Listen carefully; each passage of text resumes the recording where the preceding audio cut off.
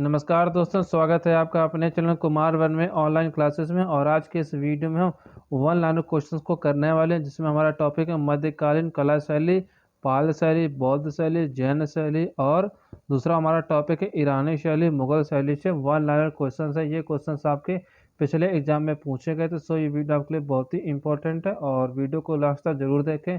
और जिन साथियों ने अभी तक चैनल सब्सक्राइब नहीं किया है, प्लीज़ चैनल सब्सक्राइब कर लें और बेल आइकन का बटन दबाएं, जिससे आने वाले वीडियो की अपडेट आप लोगों को मिलती है। तो आइए शुरू करते हैं। तो सचित्र पांडुलिपियों का सही काल अनुक्रम क्या है? तो जो सचित्र जिनमें जिन पांडुलिपियों में चित्र पाया गया उनका सही क्रम क्या है? अष्टसहस्त्रिका है आपकी, प्रज्ञा पारमिता है, फिर उसके तीसरे नंबर पे आती है चौर पंचिका आती है, फिर कालका आचार्य कथा आती है और सबसे लास्ट में हमजा नामा आती है। इन सभी पांडुलिपियों में चित्र प्राप्त हुए हैं। और मांडू आपका कहाँ पर स्थित है? ये मध्य प्रदेश राज्य में स्थित है। भारतीय लघुचित्र शैली की परंपरा अधिक फली फूली, तो ये 9वीं से 19वीं शताब्दी में फली फूली थी। भारतीय लघुचित्र शैली में लाइम प्लास्टर का प्रयोग नहीं किया गया है। और शैलियों का सही क्रम क्या है? तो अजंता शैली सबसे पहले आई, फिर पाल शैली, फिर जैन शैली, फिर कांगड़ा शैली की विकास हुआ था। और परंपरागत लघुचित्र शैलियों का विषय नहीं था, तो अमूर्त विषय परंपरागत शैली का विषय नहीं था। और बौद्ध मूल ग्रंथ जो कई शाही इमारतों में चित्रित आकृतियों के अस्तित्व में वर्णन करता है, तो वह आपका विनय पिटक है। और लघु चित्र कला भारत में विकसित हुई थी, तो पूर्वी हिस्से में यह विकसित हुई थी। लघु चित्रकला भारत के पूर्वी हिस्से में विकसित हुई थी। प्राचीन नालंदा विश्वविद्यालय स्थित है, तो ये आपके बिहार राज्य में विश्वविद्यालय स्थित है। और गौतम बुद्ध की जन्म स्थली क्या? तो गौतम बुद्ध का जन्म हुआ था लुम्बिनी में हुआ था। और गौतम बुद्ध ने निर्माण कहाँ प्राप्त किया था? तो उन्होंने कुशीनगर में निर्माण प्राप्त किया था। और भगवान बुद्ध ने अपना पहला उपदेश दिया था सारनाथ में दिया था। इन्होंने अपना पहला उपदेश, और भगवान बुद्ध ने अपने उपदेश का स्थल सारनाथ उत्तर प्रदेश को चुना था। महात्मा बुद्ध का परिनिर्वाण स्थल कुशीनगर का आधुनिक नाम हो गया, तो कश्या हो गया इसका आधुनिक नाम। उस अवस्था का आपको नाम बताना जो पाल राजाओं का भाग नहीं था, वह था श्वेतांबर। तो पाल राजाओं का आस्था का भाग श्वेतांबर धर्म नहीं था, यानी कि जैन धर्म पाल राजाओं का भाग नहीं था। और बुद्ध की मानवीय रूप में प्रतिमाएं चित्रित प्राप्त होती, तो महायान संप्रदाय में यह चित्र प्राप्त होते हैं। और पाल शैली के पोथी चित्र संबंधित है, तो ये पाल शैली के जो पोथी चित्र ये संबंधित है आपके बौद्ध धर्म की महायान शाखा से हैं। और प्राचीन बौद्ध कला का प्रकाश डालने वाले इतिहासकार तारानाथ थे, ये तिब्बती थे। इन्होंने ही प्राचीन बौद्ध कला पर प्रकाश डाला था, यानी इन्होंने इनकी बताया था प्राचीन बौद्ध कला को। और बौद्ध भिक्षु कहाँ रहते थे? तो जो बौद्ध भिक्षु थे ये आपके बिहार में रहा करते थे। और बुद्ध अपने उपदेश मुख्य रूप से देते, तो इन्होंने जो बुद्ध ने जितने भी अपने उपदेश दिए तो इन्होंने पाली भाषा को चुना है। और पाल चित्रकारी में आधार के रूप में इस्तेमाल किया जाता था, ताड़ का पत्ता इस्तेमाल किया जाता था। और बुद्ध धर्म का वह मार्ग जो बुद्ध को किसी भगवान के बजाय एक मानक रूप में देता है, तो वह आपका हीनयान है। और आगे चलते हैं। भारतीय लघु चित्र शैली की परंपरा अधिक फूली थी, आपकी 9वीं से 19वीं शताब्दी में फली फूली थी। पंच रक्षा सूत्र की हस्तलिपि का चित्रण संबंधित, तो ये आपका पाल लघु चित्रकारी परंपरा से संबंधित है चित्रण। और पाल और क्या है अगला पॉइंट है, ताल पोथी चित्र पंच विस्मृति सहस्रिका का चित्रण हुआ है, तो यह पाल शैली में इसका चित्रण हुआ है। लघु चित्र जिस पर अजंता का प्रभाव, तो आपका पाल लघु चित्र है। और पांडुलिपि चित्रण के लिए प्राचीनतम माध्यम था, तो ताड़ का पत्ता प्राचीनतम माध्यम था पांडुलिपि तैयार करने के लिए। पाल शैली के संरक्षक थे, तो पाल शैली के संरक्षक थे पाल शासक, यानी कि जो गोपाल वंश थे, इन्होंने पाल वंश की स्थापना की थी। और पाल शैली में चित्रण का मुख्य विषय रहा है, तो बौद्ध धर्म रहे हैं। और पोथी चित्रों का निर्माण कार्य था, तो पोथी चित्रों का जो निर्माण कार्य था वो था पाल राजवंशों ने इनका निर्माण करवाया था पोथी चित्रों का है। और पोथी चित्रों का प्रारंभ कब हुआ था? तो इनका जो प्रारंभ होता है पाल शैली में इनका प्रारंभ होता है। भारत में सचित्र पुस्तकें सर्वप्रथम बनी थी ताल पत्रों पर। सबसे पहले भारत में चित्र सहित पुस्तकें बनी थी। भारतीय लघु चित्रों की परंपरा आरंभ हुई तो पूर्व मध्य काल से प्रारंभ हुई, यानी प्राकृत से यह परंपरा आरंभ हुई है भारत में लघु चित्रों की। पूर्व मध्यकालीन कला के चित्रों में भाव को पूर्ण अभाव है। आपको ये याद रखना है कि जो पूर्व मध्यकालीन कला है इसमें भाव का अभाव है। और पाल शैली के चित्र होते थे पोथियों में, इनके चित्र होते थे पाल शैली के। प्राकृत चित्रकला में पाल चित्र शैली के मुख्य विषय वस्तु थे बौद्ध धर्म थे, यानी जो भगवान बुद्ध थे इनका यह विषय था। और बौद्ध ग्रंथ विनय पिटका लिखा गया तो यह पाली भाषा में विनय पिटक को लिखा गया है। बौद्ध धर्म का मुख्य बड़ा मंदिर है तो बिहार प्रांत में सबसे बड़ा बौद्ध धर्म से का मंदिर है। और भारत में लघु चित्रों की शुरुआत की थी तो पाल वंश के लोगों ने भारत में लघु चित्रों की शुरुआत की थी। पाल युगीन पांडुलिपि चित्र अधिकांशतः आधारित है तो बौद्ध धर्म पे ये चित्र सभी आधारित हैं। पाल युग के और पांडुलिपि चित्र बनाए गए थे, ये तालपत्र पर बनाए गए थे चित्र। सर्वप्रथम लघु चित्र बनाए गए तो ताड़पत्र पर बनाए गए। आरंभिक ग्रंथ चित्र बने हैं तो ताड़पत्र पर ये बने हुए हैं। पाल पोथी चित्रों का विषय क्या था तो बुद्ध का जीवन इन्होंने इस पर चित्रित किया है पाल पोथी पर। और पाल चित्रकला है तो बंगाल की है। जैन धर्म के तीर्थंकर का सही क्रम क्या तो सबसे पहले ऋषभनाथ आए थे, फिर अजीतनाथ आए थे, फिर पार्श्वनाथ आए थे और फिर लास्ट में महावीर स्वामी आए थे। ये जैन धर्म के तीर्थंकरों का सही क्रम है। जैन धर्म के संस्थापक तथा प्रथम तीर्थंकर कौन थे तो जैन धर्म के संस्थापक एवं प्रथम तीर्थंकर आपके ऋषभ देव थे। और महावीर 24वें जैन तीर्थंकर का नाम चित्रित किया गया तो कल्प सूत्र ग्रंथ में इनको चित्रित किया गया है महावीर स्वामी को। और जैन चित्रकारी प्रसिद्ध थी तो मांडू यानी जो मध्य प्रदेश में है यहाँ यह चित्रकारी प्रसिद्ध थी। और एक हस्तलिखित जैन चित्र है तो कालका आचार्य कथा में हस्तलिखित जैन चित्र प्राप्त होता है। और कालका आचार्य कथा और कल्प सूत्र में चित्रित किया गया तो जैन लघु चित्रों को चित्रित किया गया है। तीमम बलम या तीर्थंकर या तीर्थकार का प्रतीक एक हाथी है तो महावीर स्वामी का है। और सूची 1 और सूची 2 को मिलाने ऋषभनाथ का शाण है प्रतीक, और पार्श्वनाथ का सांप है प्रतीक, और महावीर का सिंह है प्रतीक, और नेमिनाथ का शंख है प्रतीक। ये आपको याद रखना है इनके तीर्थकार के क्या क्या प्रतीक है। और कल्प सूत्र धार्मिक पाठ है तो जैन धर्म का यह धार्मिक पाठ है। भारत के नवीनतम गुफा मंदिरों को समर्पित किया गया तो जैन धर्म को यानी जैनों को समर्पित किया गया है। जैन धर्म की सबसे प्राचीन सचित्र पांडुलिपि की रचना काल तो 1060 ईस्वी में है। जैन शैली को पश्चिमी भारतीय शैली कहा है तो आनंद कुमार स्वामी ने यह कहा है।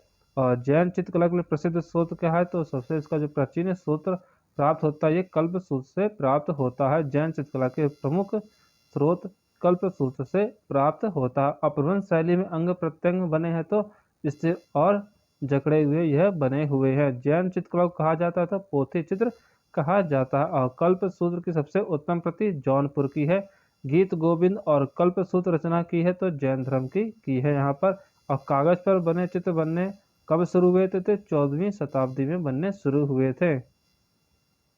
वह है भारतीय चित्र शैली जिसमें मनुष्य के चेहरे का 3/4 भाग चित्रित किया गया तो वो जैन धर्म यानी जैन में किया गया है। और स्वच्छस्म चेहरे, चेहरे से बाहर निकली हुई बड़ी आंखें इत्यादि निर्मित की गई तो जैन शैली में इनको निर्माण किया गया। और खिलौने की तरह पशु पक्षियों का अलंकरण हुआ तो अपभ्रंश शैली में इनका अलंकरण हुआ पशु पक्षियों का खिलौने के रूप में।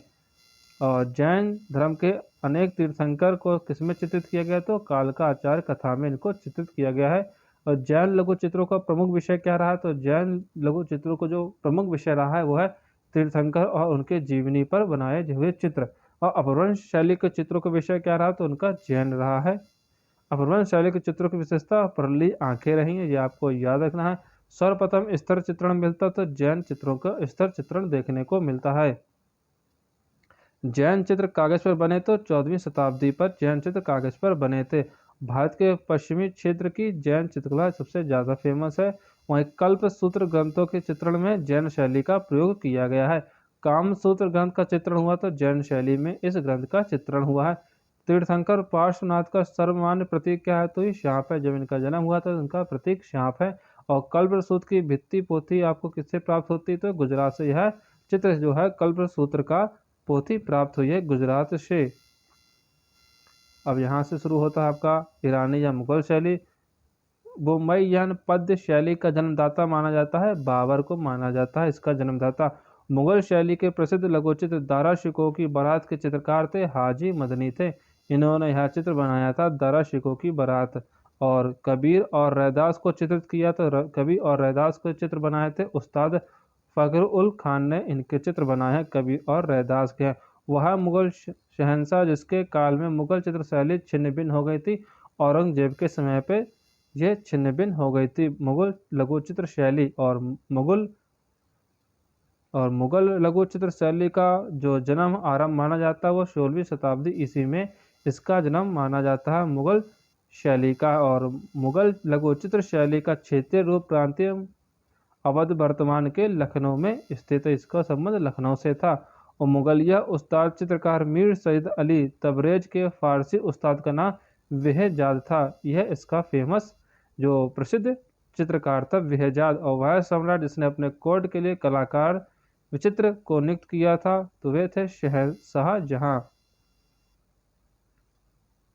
और मोहम्मद फखरुल खान मुख्य कलाकार थे तो शाहजहां के राज दरबार में यह प्रमुख कलाकार थे। मुगल राज दरबार की महिला चित्रकार थी तो साइफा बानो थी मुगल दरबार की महिला कलाकार। और वह चित्रकार जिसको हुमायूं द्वारा शीरी कलम के रूप में सम्मानित किया, शीरी कलम की उपाधि दी गई थी तो वे थे ख्वाजा अब्दुल शमन थे, इनको शीरी कलम की उपाधि दी गई थी।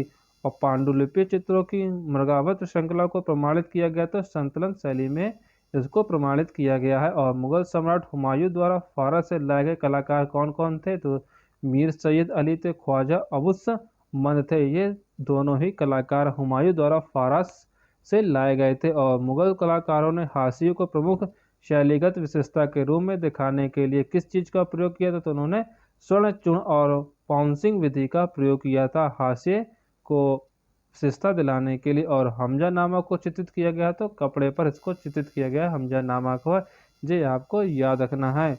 मुगल लघु चित्र मोर और मोरने ये मंसूर ने बनाया है। अकबर नामा मुगल लघु चित्र किले का निर्माण मिस्किन ने बनाया है। और मुगल लघु चित्र ग्लोब पर बैठा जहांगीर ये विचित्र का है।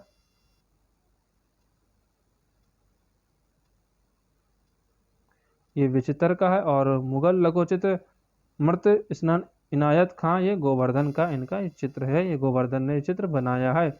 और लघु चित्र रणथंभौर की घेराबंदी एक पुस्तक इसकी तो अकबरनामा में यह है। और सचित्र ग्रंथ जो प्रारंभिक मुगल शैली का वो है दस्तान ए अमीर हमजा, ये प्रथम मुगल शैली का सचित्र ग्रंथ है। दस्तान ए अमीर हमजा मुगल स्कूल की पहली कृति हमजा नामा है। हमजा नामा की तुलना से अधिक विकसित और परिष्कृत कौन सी है तूती नामा है, ये आपको याद रखना है। वह अवधि जिसकी पेंटिंग चित्रकला में पहली बार फूल पत्तियों और पौधों को चित्रित किया गया तो वो था मुगल सल्तनत में इनको चित्रित किया गया था। सबसे पहले फूल पत्तियों और पौधों को सबसे पहले इस काल में इसको चित्रित किया गया था मुगल और सल्तनत में है। मुगल चित्रण शैली में सर्वप्रथम प्रयोग हुआ है तो पर्दास तकनीकी का इसमें सबसे पहला प्रयोग हुआ है मुगल चित्रण शैली में। और हिंदू और ईरानी शैलियों के समन्वय को आरंभ हुआ था तो मुगल काल का आरंभ हुआ था। हुमायूं का दरबारी चित्रकार तो था ईरान का रहने वाला था जो हुमायूं का दरबारी चित्रकार था। मुगल काल में सहायक कलम को विकास हुआ तो शाहजहां के समय पे सहायक कलम का विकास हुआ था। महाभारत का फारसी अनुवाद तो रजनामा फारसी अनुवाद है महाभारत का। साहिब कहते तो पेट्रोट को साहिब कहते थे, पोर्ट्रेट को साहिब कहा जाता था। और कबूतर के पंख को काटकर चित्रकारों से उसका चित्र बनवाया था तो हुमायूं ने यह बनवाया था। और मुगल चित्रों में रंगों को रखा गया तो 3 वर्गों में रंगों को रखा गया था मुगल चित्रों में है। अकबर और जहांगीर काल के विशेष प्रभाव पड़ा तो साहिब शैलियों पर इसका विशेष प्रभाव पड़ा था अकबर और जहांगीर के काल में। वह शासक जिसके काल में चौड़े हाशिए बनने लगे तो वो शाहजहां का समय था जहां पर चौड़े हाशिए बनने लगे थे। और मुगल चित्रकार जो चित्रकार और सुलिपिकार दोनों तो वो था आपका अब्दुल मंद था। पंचतंत्र का फारसी में अनुवाद किसने किया था तो पंचतंत्र का फारसी अनुवाद करने वाले थे अयार दानिश, इन्होंने पंचतंत्र का फारसी में अनुवाद किया था। शाही कलम के वे चित्र शाहजहां काल में बनाए गए थे तो वो किस रंग में बनाए गए थे तो वो काले रंग को चित्र को बनाना था। ये था आपका सहायक कलम के चित्र जो शाहजहां काल में बनाए गए थे। और जयपुर प्रवृत्ति इस पे जो यूज की गई थी उसमें किया गया था काले रंग से चित्र को बनाना। और कारखाना शब्द चित्र शैली से संबंधित है, मिनिएचर शैली से यह संबंधित है। कारखाना शब्द शाहजहां काल की चित्रकला में चित्रित लघु चित्रों में अधिक चित्रित किसका है? रंग महल का सबसे ज्यादा चित्रण देखने को मिलता है शाहजहां काल की चित्रकला में है। और शाहजहां की चित्रशाला का विशिष्ट हिंदू चित्रकार कौन था? होनहार था वो। और राजस्थानी व ईरानी शैलियों के सम्मिलन से उत्पत्ति हुई थी, तो मुगल शैली की उत्पत्ति हुई थी राजस्थानी और ईरानी शैलियों के मिलाकर। और मुगल सम्राट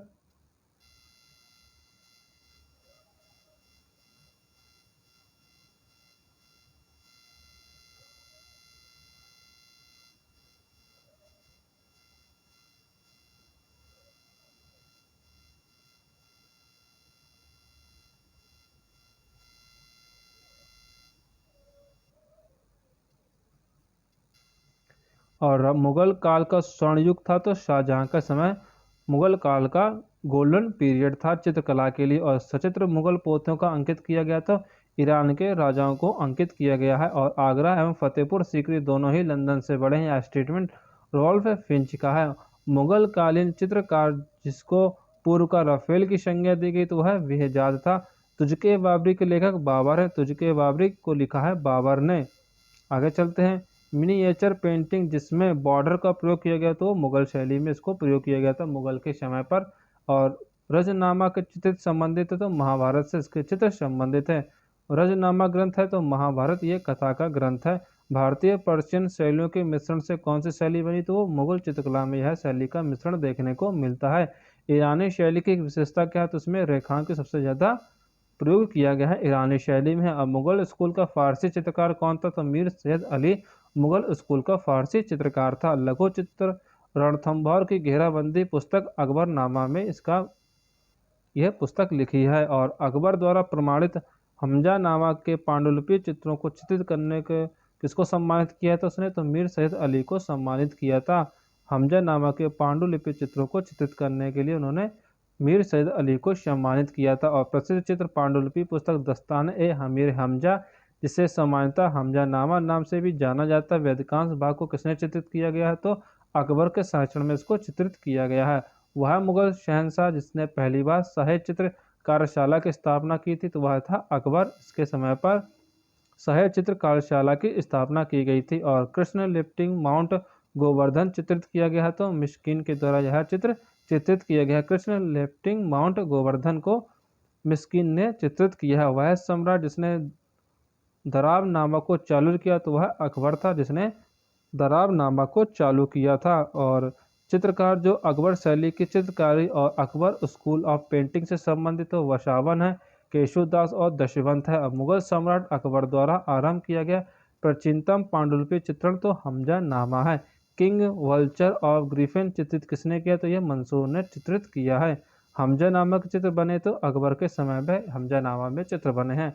अकबर के समय में महत्व मिलता तो साहिब चित्रों को सबसे ज़्यादा महत्व दिया गया था अकबर के समय पर। आगे चलते हैं। अकबर कालीन चित्रों की विशेषता क्या थी, तो यह दरबारी चित्र इसमें सबसे ज़्यादा देखने को मिलते हैं। मुगल शासक अकबर का दरबारी चित्रकार कौन था, वशावन था मुगल शासक अकबर का दरबारी चित्रकार। अकबरनामा अकबर का अधिकृत जीवन परिचय जिसको चित्रित किया है वशावन ने चित्रित किया गया। और आईने अकबरी का मुख्य चित्रकार कौन था, अबुल फजल था इसका चित्रकार आईने अकबरी का। मुगल चित्रकला विकसित हुई थी तो अकबर के शासनकाल में यह चित्रकला सबसे ज़्यादा विकसित हुई थी। मुगल का प्रसिद्ध चिड़ियों का चितेरा चित्रित किसने किया, तो मंसूर ने यह चित्र चित्रित किया है। चिड़ियों का चितेरा मुगल काल के समय पर। आईने अकबरी का रचयिता कौन था, तो अबुल फजल था आईने अकबरी का रचयिता। अकबर के संरक्षण में चित्रण हुआ तो हमजा नामा का अकबर के समय में इसका चित्रण हुआ था। दीन इलाही धर्म को चलाया था तो अकबर ने दीन इलाही धर्म को चलाया था। वह मुगल शासक जिसने हिंदू कवि केशव की कृति रसिक प्रिया पर चित्र बनवाए, तो अकबर था जिसने केशव की कृति रसिक प्रिया पर चित्र बनवाए थे। अकबर के दरबार के चित्रकार कौन थे, तो उसके दरबार के चित्रकार थे मीर सैयद अली थे। तो हमजा नामा का जो चित्र करवाया वो अकबर ने करवाया था अपने समय पर। मुगल काल में व्यक्ति चित्रण को विशेष स्थान किसने दिया, तो अकबर के शासनकाल में व्यक्ति चित्रण पर विशेष स्थान दिया गया था मुगल कला में। और चित्रकला को प्रोत्साहित किसने किया, तो चित्रकला को सबसे ज़्यादा प्रोत्साहन दिया था अकबर ने मुगल काल में। और वकायत ए बाबरी की अकबर कालीन प्रति का उल्लेख किसने किया है, कब किया गया, तो 19 हिंदू चित्रकारों ने इसका उल्लेख किया है। वकायत ए बाबरी जो अकबर कालीन प्रति है, और अकबर की चित्रशाला में गुजराती चित्रकारों की संख्या कितनी थी? तो अकबर की चित्रशाला में गुजराती चित्रकारों की संख्या 6 थी। अकबर के समय तैयार की गई बाबरनामा की एक प्रति कहाँ पर सुरक्षित है? तो ये रखी गई है आपके राष्ट्रीय संग्रहालय नई दिल्ली में, इसको सुरक्षित रखा गया है। और अकबर काल की सर्वोत्तम कृति अकबरनामा के श्रेष्ठ चित्र किसने बनाए? तो इस पर जो किस पर आधारित है? ये सलीम के जन्म वाला चित्र इस पर आधारित है। यह अकबरनामा के सर्वश्रेष्ठ चित्र है, सलीम के जन्म वाला चित्र। और अमीर हमजा का चित्रांकन कब हुआ था? तो अमीर हमजा का चित्रांकन ये अकबर के शासनकाल में अकबर की देखरेख में हुआ था। और वशावन चित्रकार थे तो मुगल काल के वशावन चित्रकार थे। अकबर का आर्ट स्टूडियो स्थित कहाँ है? तो अकबर का आर्ट स्टूडियो आपका फतेहपुर सीकरी में स्थित है। अकबर कालीन चित्र पोथी अनवर ए सुलही अनुवाद किसने किया? तो पंचतंत्र में इसका अनुवाद हुआ है। और भारत में मुगल चित्रकला का प्रारंभ कब हुआ था? भारत में जो मुगल चित्रकला का प्रारंभ होता था अकबर के समय पर इसका शुरुआत होती है। वहाँ मुगल शासक जिसके काल में कला का पर पाश्चात्य प्रभाव दिखाई देता है तो वह अकबर है। जिसके समय पर मुगल शासक का था वो जिसके समय पर कला पर पाश्चात्य प्रभाव दिखाई पड़ता है अकबर के समय पर। और रूप चित्र का निर्माण शुरू कराया था तो अकबर ने रूप चित्र का निर्माण शुरू करवाया था। अकबर कालीन चित्रकारों की सर्वश्रेष्ठ संख्या क्या है? तो हिंदू चित्रकारों की, इनमें चित्रकारों की संख्या सबसे ज़्यादा थी अकबर के समय पर। वह मुगल सम्राट जिसने महान संगीतक हरिदास की भेंट की थी तो अकबर ने की थी। मुगल शासक जिसके शासनकाल में रामचरितमानस की रचना हुई थी तो अकबर था वह। और मुगल चित्रकला में हिंदू विषयों का पोषक था तो अकबर ही था हिंदू विषयों का पोषक। और दस्ताने ए अमीर हमजा नामक मुगल पोथी बनी तो अकबर के समय में यह पोथी बनी थी। मीर सैयद अली मुख्य चित्रकार था तो अकबर के दरबार का यह मुख्य चित्रकार था मीर सैयद अली। और मुगल वास्तुकला राजस्थानी वास्तुकला से प्रबल रूप से प्रभावित हुई तो अकबर के शासनकाल में प्रभावित हुई थी। और मुगल वंश के अकबर के समय से संबंध है तो चित्रकार दशवंत ये संबंधित है। और चित्रकारों का कालक्रम का सही क्रम क्या? तो मीर सैयद अली, फिर वशावन, मंसूर और मौलाराम है। ये मुगल काल के समय के चित्रकारों का सही क्रम है। वह मुगल शहंशाह जिसके संरक्षण काल में मुगल लघु चित्र शैलियों के प्रसिद्ध चित्रकार मिस्र ने कार्य किया तो अकबर के समय पर इसने कार्य किया था। आगे पॉइंट देखते हैं, 1 लाइन क्वेश्चन क्या है। मुगल सम्राट जिसने भारतीय कहानियों पर काम शुरू किया था तो अकबर था। वसावन मुगल शैली के राज दरबारी का चित्रकार था। और बाबरनामा का फारसी अनुवाद किसने किया था? तो बाबरनामा का फारसी में अनुवाद किया था अब्दुल रहीम खान खाना ने। और मुगल लघु चित्र कला के गठन में तकनीकी की महत्वपूर्ण भूमिका निभाई थी तो आकार रिजा ने महत्वपूर्ण भूमिका निभाई थी। और मुगल लघु चित्र शैली के प्रसिद्ध उस्ताद मंसूर संबंध रखते तो ये मुगल बादशाह जहांगीर के शासनकाल के समय में ये चित्रकार थे। उस्ताद मंसूर और जहांगीर के राज दरबार में वनस्पतियों और जीवों में सर्वाधिक प्रतिभाशाली कलाकार था वो था मंसूर था।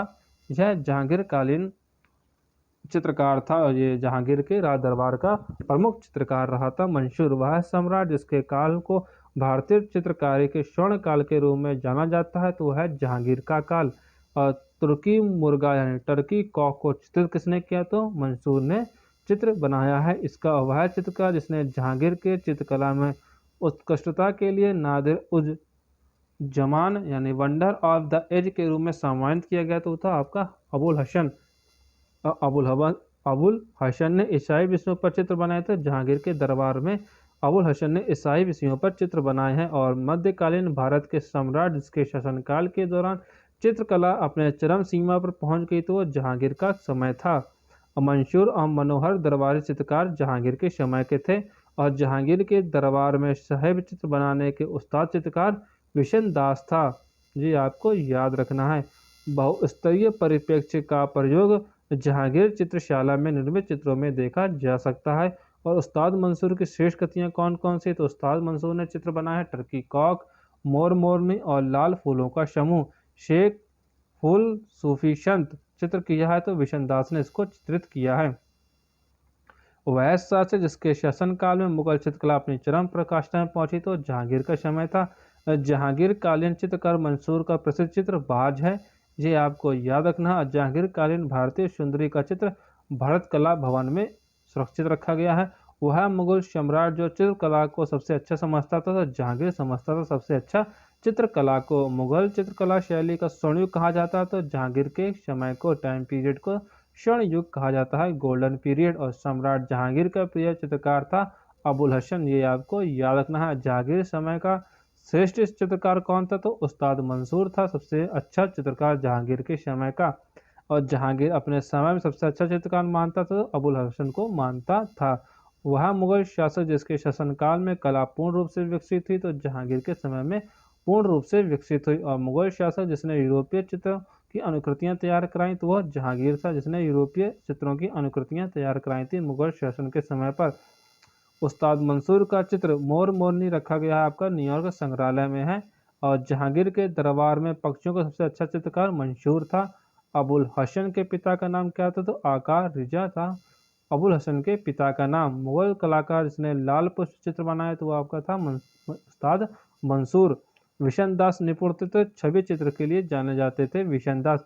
भारतीय चित्रकला में प्रसिद्ध पक्षी चित्रकार तो मंसूर था जो पक्षी चित्रकार था। जहांगीर कालीन मुगल चित्र शैली का सर्वाधिक प्रसिद्ध चित्रकार तो वह उस्ताद मंसूर ही था।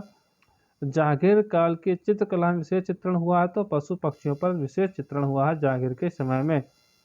और जहांगीर की चित्रशाला में हिंदू चित्रकार विशन दास था। प्रसिद्ध वाज पक्षी का चित्र बनाया था तो ये आपके उस्ताद मंसूर ने यह चित्र बनाया है, वाज नामक चित्र। और मुगल काल में चित्रकला का उत्कर्ष हुआ था जहांगीर के समय में इसका उत्कर्ष हुआ था मुगल काल में। और मुगल चित्रों का श्रेष्ठ साहिब है तो जहांगीर समय की है। मुगल काल के श्रेष्ठ पशु पक्षी चित्र बने हैं तो आपके जहांगीर के काल में बने हुए हैं। और मुगल सुंदरी के चित्र बने हैं तो ये भी जहांगीर के समय में यह चित्र बने हुए हैं। और मंसूर जो पशु पक्षी चित्रकार था प्रकार के चित्रों के लिए जाना जाता था। उस्ताद मंसूर पशु पक्षी चित्रों के लिए यह प्रसिद्ध था। मंसूर और मुगल शैली के प्रसिद्ध लघु चित्र जहांगीर मैडोना का चित्र लिए हुए हैं तो ये चित्रकार कौन है इसके तो अबुल हसन ने यह चित्र बनाया है। जहांगीर मैडोना का चित्र लिए हुए हैं, इसको चित्रित किया है अबुल हसन ने। और मुगल सिंहासन पर जहांगीर के सत्तासीन होने के अवसर पर दरबार का दृश्य चित्रित किसने किया तो ये अबुल हसन ने इसको चित्रित किया है। अबुल हसन की कृति from scribble in a Chennai tree स्थित तो इंडिया ऑफिस लाइब्रेरी लंदन में इसको रखा गया है। और मुगल स्कूल के विख्यात चित्र किंग वल्चर एंड ग्रिफिन की चित्रकारी किसने की तो मंसूर ने इसको चित्रित किया है। और ताजमहल का निर्माण कब हुआ था तो ताजमहल का निर्माण आपका आगरा शहर में हुआ है। और ताजमहल प्रसिद्ध मुगल गार्डन आराम बाग जो आपका कहाँ पर स्थित है ये भी आपका आगरा में स्थित है। वह इमारत जिसके वास्तुकार मिराक मिर्जा घियात थे तो वह है हुमायूं का गुम्बद, इसके वास्तुकार मिराक मिर्जा थे। इंडो इस्लामिक स्मारक के दो गुम्बद कौन से हैं तो वह है आपका हुमायूं का मकबरा। और विश्व प्रसिद्ध ताजमहल का निर्माण अधिकांशतः प्राप्त किया गया तो संगमरमर से इसका निर्माण किया गया ताजमहल का। दिल्ली के मध्यकालीन नगरों का सही क्रम क्या तो किला, राय पिथौरा, तुगलकाबाद और जहांपनाह और शाहजहानाबाद, ये सही क्रम है दिल्ली के मध्यकालीन नगरों का। और दिल्ली के मध्यकालीन नगरों का सही क्रम, ये क्वेश्चन आया है आपका फिर से, तो किला, राय पिथौरा, तुगलकाबाद, जहांपनाह और शाहजहानाबाद है। और फतेहपुर सीकरी की वास्तुकला की प्रकृति कैसे विभिन्न दृश्य रही है ये। और जामा मस्जिद शाहजहां के समय निर्मित हुई थी, कुतुब मीनार कुतुबुद्दीन ऐबक के समय निर्मित हुई थी, बुलंद दरवाजा अकबर के समय पर, और आपका गोल गुंबद ये आदिल शाह के समय पर विकसित हुआ था यानी बना था। कश्मीर का शालीमार बाग बनवाया तो जहांगीर ने यह बनवाया था। और जहांगीर के बेटे ने बनवाया क्या था तो लाल किला बनवाया था जहांगीर के बेटे ने। और बुलंद दरवाजे की ऊंचाई कितनी तो 134 फीट बुलंद दरवाजा की ऊंचाई है। अकबर ने गुजरात राज्य पर अपनी विजय के स्मारक के रूप में बनवाया था तो बुलंद दरवाजा बनवाया था। विश्व प्रसिद्ध ताजमहल का निर्माण अधिकांशतः संगमरमर से हुआ है। भारतीय लघु चित्रों के संग्रह के लिए विख्यात रजा लाइब्रेरी कहाँ पे स्थित है, ये रामपुर में रजा लाइब्रेरी आपकी स्थित है। तो जो आपकी रजा लाइब्रेरी है जिस पर भारतीय लघु चित्रों का संग्रह का विख्यात तो वो आपके रामपुर में है। और मंसूर का चित्र क्या, अविसियन जेब्रा की पेंटिंग या मंसूर का चित्र, वशावन का क्या, अकबर की हवाई हाथी की साहसिक पेंटिंग या वशावन का चित्र, और अबुल सुमंद का चित्र हमजा नामा है। और विचित्र का जो है जहांगीर की एक सूफी संत को प्रस्तुत करती एल ग्रोकिल पेंटिंग, ये इनका चित्र है। और चारबाग अवधारणा को अपनाया गया तो मुगल मकबरों में इसको अपनाया गया है। तो ये थे क्वेश्चन आपके मध्यकालीन से और आपकी ईरानी या मुगल शैली से। ये क्वेश्चंस आपके पिछले जितने भी सभी एग्जाम हुए कला में उसमें क्वेश्चन पूछे गए थे। सो ये बहुत ही इंपॉर्टेंट है, वीडियो को लास्ट तक जरूर देखें। और वीडियो अच्छी लगी तो वीडियो को लाइक शेयर और चैनल को सब्सक्राइब करना ना भूलें। और कल आपका जो रात को 10 बजे लाइव प्रैक्टिस होगी उसमें हमारा टॉपिक है समकालीन चित्रकला, आलेखन में रेखा और आकृति एवं लय का महत्व। इस टॉपिक पर आपकी कल प्रैक्टिस होगी, समकालीन चित्रकला, आलेखन में रेखा, आकृति एवं लय का महत्व। तो वीडियो अच्छी लगी तो वीडियो को लाइक शेयर और चैनल को सब्सक्राइब करना ना भूलें। और वीडियो देखने के आपका बहुत बहुत धन्यवाद।